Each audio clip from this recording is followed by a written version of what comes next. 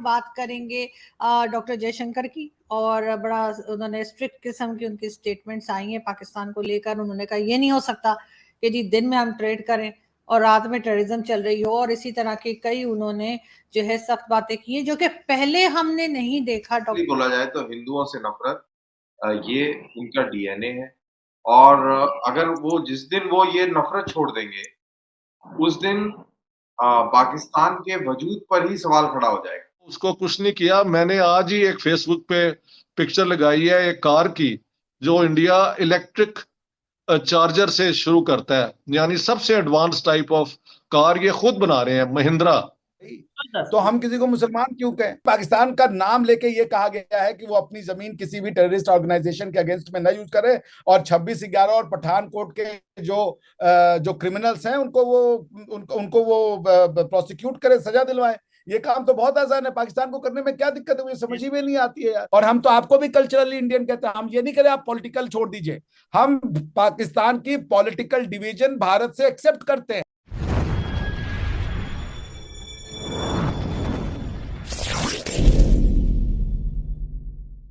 Strict किस्म की statements जो है वो बिलावल भुट्टो के बाद से क्यों आ रही हैं? देखिए, स्ट्रिक्ट नहीं आ रही हैं, ये बात ये कहा जा रही है कि it's time for course correction. Pakistan को ये कहा जा रहा है कि अब आप चीजों को देखने का नजरिया चेंज कीजिए फॉर गॉड से, क्योंकि उन्होंने कहा, डॉक्टर जयशंकर ने, कि हमारी पिछली जो गवर्नमेंट्स थी उन्होंने अभी तक ऐसा क्यों नहीं किया था, वो मेरी समझ में नहीं आता। यानी कि क्यों हम लोग टेरर और टॉक्स को या टेरर को नॉर्मलाइज करते रहे कि भाई टेररिज्म भी चल। जैसे आप देखें तो आज 10-15 साल पहले मैं एक टॉक शो देख रहा था टीवी पे, तो उस समय कुछ हिंदुस्तान और पाकिस्तान के दानिश्वर बैठे हुए थे और वो लोग कह रहे थे कि भले टेररिज्म हो, but we should have a talk which is irreversible and मतलब विदाउट स्टॉपिंग, कंटिन्यूअस, चाहे जो भी हो जाए। तो वो पॉलिसी इंडिया ने छोड़ दी। अब वो कह रहे हैं कि नहीं, if there will be a terror, no talks. आप फिर टेरर का जवाब टेरर से लीजिए, जो आपको ठीक लगता है, हम उसी भाषा में बात करना चाहेंगे। तो इट्स नॉट अ थ्रेट। इसको अगर मैं हूंगा एज ए कंस्ट्रक्टिव बात देखूंगा कि भाई now it's time to reassess कि जो अभी तक हमने किया 70 साल से उसका क्या रिजल्ट है। भाई फॉर गॉड से होश के नाखून है, अब रिविजिट तो करें कि क्या जो आपने पॉलिसियां अपनाई हैं, हैज इट बीन फ्रूटफुल, उसने आपको डिजायर्ड रिजल्ट दिया है? और अगर नहीं दिया है तो सामने वाला आपको वही समझा रहा है कि भाई अब आपका पुराना तरीका हम नहीं स्वीकार करेंगे।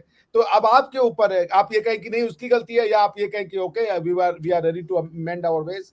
तो यही है, वो कोई हार्ड स्टांस नहीं है। We are just requesting Pakistan for God sake, आप वो काम करें जो दुनिया आपको समझा रही है बार बार। आपको जॉइंट स्टेटमेंट में भी अमेरिका मेंशन करता है। अगर जॉइंट स्टेटमेंट में आपका नाम आ रहा है तो अगर अमेरिका का इंटरेस्ट नहीं होता तो वो नहीं डालते रशिया पाकिस्तान का नाम। जैसे रशिया का नाम उन्होंने डिमीन करने के लिए नहीं डाला कि Russia is also terror state, जबकि सारे अमेरिकन मानते हैं कि रशियंस आर टेरर स्टेट। ये जॉइंट स्टेटमेंट था, that means America and India are jointly concern with the terrorist policy of Pakistan. So Pakistan should revisit बाबा। अब आप रीविजिट करो यार, आगे बढ़ो। हो गया 70-80 साल 75 साल आपने ये पॉलिसी करके देख के घर का भी सत्यानाश कर दिया, खुद को भी टेरर विक्टिम कह रहे हो आप। तो it's time to revisit. So more than criticising mister Jaishankar और बीइंग हार्श ऑन हिम, हमें लगता है पाकिस्तान को अब टाइम आ गया है कि दे शुड लुक इनवर्ड। अब वो अंदर देखें, रिट्रोस्पेक्शन करें थोड़ा। लेकिन सर जाहिर है कि पाकिस्तान की जो स्टेट है या उसकी तरफ से जो मिनिस्टर्स हैं उनकी तरफ से तो फिलहाल तो इसी किस्म का जवाब आएगा जो कि सख्त होगा, और ऐसा होगा कि नहीं जी हमने तो कुछ किया ही नहीं है। लेकिन आपके ख्याल से ये लोग इस चीज को खत्म क्यों नहीं कर पा रहे? ठीक है, बार बार बात की जाती है, कहा जाता है कि हाँ जी हम ऑपरेशंस लॉन्च कर रहे हैं। दिल्ली के हिसाब से जो है वो अफगानिस्तान बॉर्डर पर भी जो है वो ऑपरेशंस किए जा रहे हैं। इसके बारे में भी न्यूज आती रहती है ऑलमोस्ट हर दिन। अगर आप गूगल करें, आप सर्च करें पाकिस्तान न्यूज को तो आपको वो मिलेंगी। लेकिन ये इसको फास्ट ट्रैक में क्यों नहीं डाल पा रहे? कोई कंसेंसस नहीं है आपके यहाँ पे। सबसे बड़ी प्रॉब्लम है मेनी पावर सेंटर्स। ये इसका अगर आप एनालिसिस करेंगे तो 4 रीजन है। एक तो कॉन्स्टिट्यूशनल प्रॉब्लम है। आपके कॉन्स्टिट्यूशन एक डॉक्यूमेंट होता है जो कि सुप्रीम पावरफुल अथॉरिटी का क्रिएशन करता है, उसी को कॉन्स्टिट्यूशन कहते हैं। कॉन्स्टिट्यूशन का मतलब होता है टू क्रिएट, टू किसी चीज को बनाना। आपके कॉन्स्टिट्यूशन ने बनाना रिपब्लिक को बनाया है। अब आपके यहाँ पे आर्मी भी सुप्रीम है, जो मुल्ला मौलाना है वो भी सुप्रीम है, और जो पीएनए एमएनए के मेंबर है वो भी सुप्रीम है। तो कैसे चलेगा? किसके पास पावर है? सब एक दूसरे से लड़ रहे हैं। यानी अभी आप देखें, अगर आपका जो रिसेंट हिस्ट्री है, जो मुश्किल से 1-2-3-4 महीने की हिस्ट्री को हम ऐसे करें कि गवर्नमेंट ने एक पर्टिकुलर एक्स्ट्रा कॉन्स्टिट्यूशनल अथॉरिटी ने गवर्नमेंट को गिराया, तो उस पॉलिटिकल पार्टी ने उस एक्स्ट्रा कॉन्स्टिट्यूशनल अथॉरिटी यानी आर्मी के ऊपर अटैक बोल दिया। अब उसके बाद अब जो सुप्रीम कोर्ट है वो कह रही है पार्लियामेंट से इलेक्शन कराओ, पार्लियामेंट करा हम इलेक्शन नहीं कराएंगे। तो सुप्रीम कोर्ट ने इमरान खान को कुछ अगर बेल वेल दिया, तो प्राइवेट पार्टी के लोगों ने सुप्रीम कोर्ट पे हल्ला बोल दिया। कौन सुरक्षित है? सुप्रीम कोर्ट पे भी पॉलिटिकल पार्टी चढ़ बैठी, और क्या नाम है, आर्मी पे भी पॉलिटिकल पार्टी चढ़ बैठी। तो पॉइंट ये कि कोई किसी की रिस्पेक्ट नहीं करना चाहता, क्योंकि कोई भी ये नहीं कहता कि भाई हम, जैसे कुरान है, हर कोई ये कहेगा कि भाई इस किताब में जो लिखा है हम आंख बंद करके मानेंगे।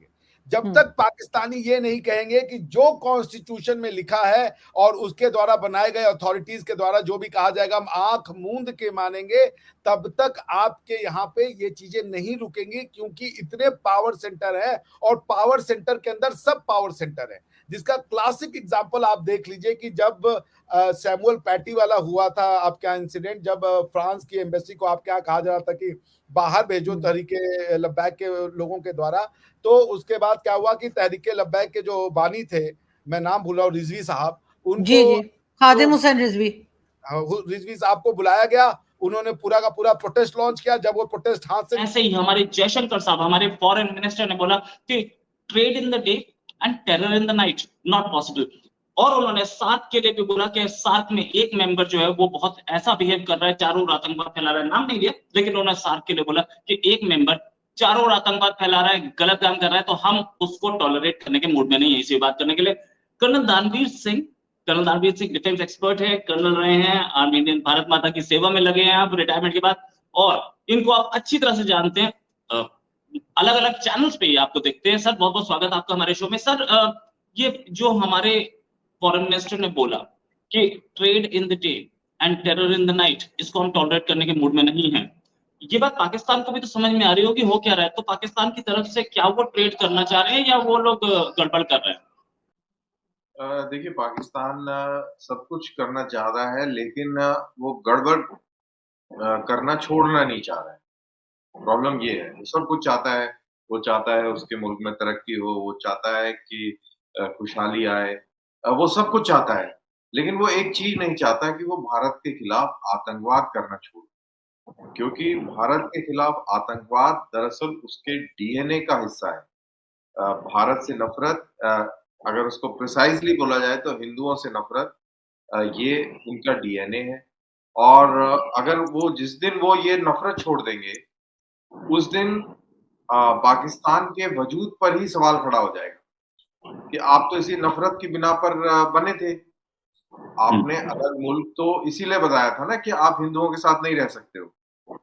आपको एक अलग मुल्क चाहिए जिसमें आप अपनी प्रैक्टिसेस कर सकें, और अब आप हिंदुओं के साथ प्रेम कर लेंगे, तो फिर आपके ऊपर फिर यही सवाल होगा ना कि यार अगर ऐसा ही था तो फिर आपने इतने हजारों लाखों लोग मरवा दिए, तो वो क्यों मरवाए? वो बेकार, वो गलत था या ये गलत है?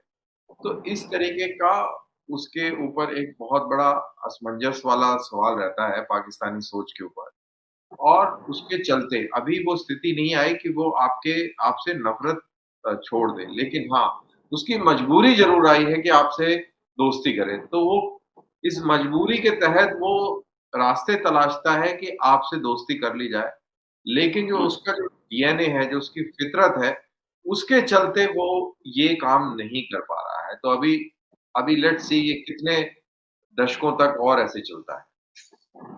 राइट, दशकों तक ऐसे चलेगा।